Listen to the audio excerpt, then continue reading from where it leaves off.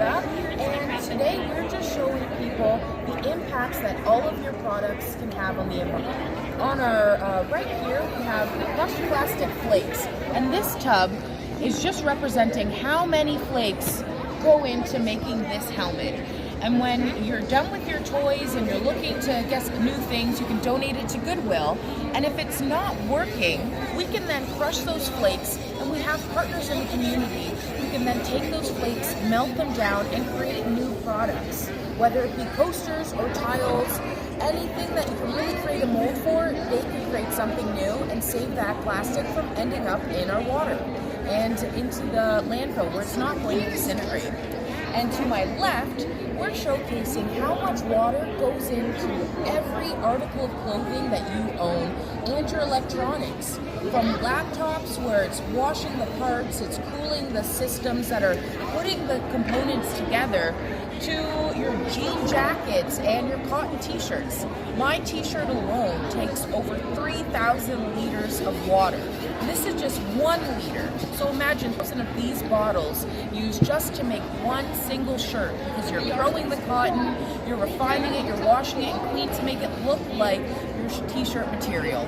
So when you're growing out of your clothes and you're wanting to shop for new items, think about donating to Goodwill and going to Goodwill thrift stores around your community to pick up new items. I'm from Solar Alberta. Solar Alberta is a non-for-profit organization here to help educate and advocate for the solar industry in Alberta. So what I have here is 2 different solar PV panels. PV is photovoltaic. They're both Latin words. Photo means light, voltaic means electricity, so it literally means light from electricity. And so what basically happens is the sun comes down, hits the solar panels, knocks the electrons out of orbit of their atom, and it forces the electrons through the panel, or through the wire, and it creates electricity. So that's kind of a rough overview. Here I have a multimeter, and under the voltage and the amps and the ohms, which is the resistance of the solar panel. And so what I have hooked up, because we're inside right now and there's not a lot of sunlight, so I just have it hooked up to a little switch. So this would be like turning the light switch on in your home. So you see we're at 0 right now. Turn the switch on. We're about 9 volts. Typically when you're measuring solar, you'd want to measure it in amps, but that's a very low number right now, so I'm just showing the volts. And then we're going to shine this light over top. So we're getting to 15, 15 volts. So it's just kind of showing, how much electricity we're getting just from this little flashlight. If we were outside, I would be able to power some lights off of this. Is a 10-volt solar panel. And then my last thing, so I want to keep it short, is this is a brand new panel. I bought it last week. This is a panel that's about 30 years old. I'm Haley, and I'm good if you post this on YouTube on the Love These one time.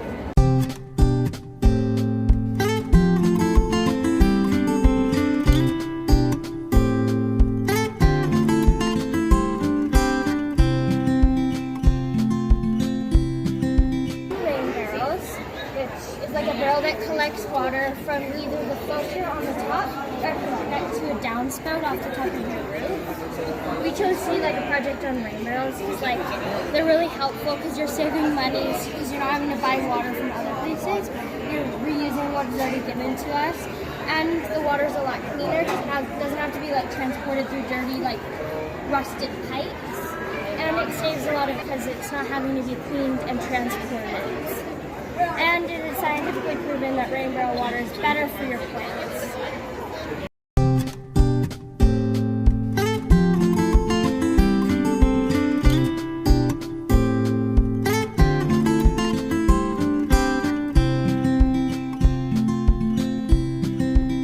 Well, hello, I'm Dagmar Knudsen, the Executive Director of a non-for-profit 10 Peaks Innovation. We're an organization and another for teachers. Last year in October we held our first student conference, and we recorded all the sessions. So you can check us out on our website at www.10peaks.ca. This year we're also planning a student conference for October. It's free to students in grades 7 to 12. Although if you feel that younger kids want to be interested in that, they can also sign up and register and watch virtually. We have speakers that are, a third of our speakers come from oil and gas, traditional oil and gas industry with net zero goals. A third of our speakers are alternative energy, and a third of our speakers are from the environment and climate organizations. So we offer a balanced conference. We have conversations about what we are doing about climate change. We talk about the various jobs in the transitioning energy environment and industry. This year's theme is our journey to net zero, and I hope you can come join us. Okay, so this is a renewable energy kit. It's a kit for kids to play with to try out different renewable energy sources. Unfortunately, because we're indoors, this isn't going to do much for you. These aren't going to do much for you. But we can kind of show you something with a hand crank. So a hand crank takes mechanical energy, which is what you're doing today, and turns it into electrical energy. And depending on what you plug it into, you can turn it into different loads, right? So in this case, we plug it into the windmill. And so we're going to do kind of the opposite of what a windmill should do. But we can think. In another case, so this is a buzzer over here. And we plug it in here, plug it in here. We can make it make noise. So this turns mechanical energy to electrical energy to sound energy. Or if we plug it into something like a light bulb over here, we can turn mechanical energy into electrical energy, light energy. And you'll notice if I pump it slower versus faster, it gets brighter because I'm putting more energy in, so I'm generating more electricity. Or it's darker when I turn it slow, I produce less energy. So that's kind of what this whole set is. Of course, you know that there are batteries as well. If you have batteries yet, they are made, or they work through chemical energy. And so basically, you can imagine that everything is made out of balls. And you can squish the balls together like this, or you carve. And anytime you either squish them together or rip them apart, you can make energy. So in this case, we're actually making energy using that chemical bond. There's these invisible bonds that hold things together. So that is how these work. These work through mechanical energy. Like I said, you move something, and that's how energy is actually created. Nuclear, fossil fuels, hydropower, wind, all of them use it to turn, just using different forms of energy to turn generators. Now, we actually have solar panels as well. So solar panels are a little bit different. You can kind of think of it like this. So electricity is made from electrons, and electrons moving specifically. In this case, a solar panel is sort of like an electron is sitting in a seat, and it's starting to get a really, as the sun warms it up. When the seat gets too hot, it jumps up and it runs away. When it runs away, that's what creates electricity. So that's how solar panels work. Okay? Now we have one more thing over here. These here are called mud mods. So they're microbial. These microbial fuel cells basically work because there are bacteria in the soil that produce electricity. And so the mud is there to fuel the cell in terms of having food for the bacteria, but the bacteria is actually what creates the energy. So this one has actually been working for 2 years now, and all it is mud from my garden. It's just dirt with a little bit of water, and every 6 months or so, you put a little extra water to make sure it's good. And the bacteria make the electricity. So that's what we have here as well.